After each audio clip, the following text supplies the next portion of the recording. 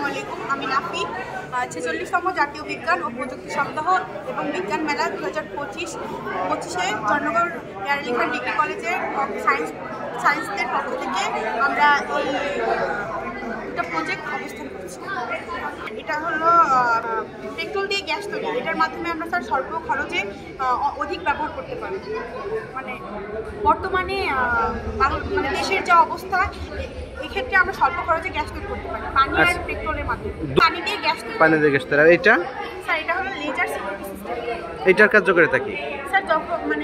ওখানে যখন কোনো চোর বা ডাকাত, এই অপরিচিত লোক এই ব্যাংক বা যাবতীয় বাসার মধ্যে কোনো গুরুত্বপূর্ণ জিনিস রাখা আছে, যদি তারা ঢুকতে যায়, তখন এই এলইডি লাইটের মাধ্যমে তিনটা কাচের মধ্যে আলোক রশ্মি প্রতিফলিত হয়ে চোরের গায়ে যখন আলোটা পড়বে, তখন আমাদের স্যার সংকেত দিবে।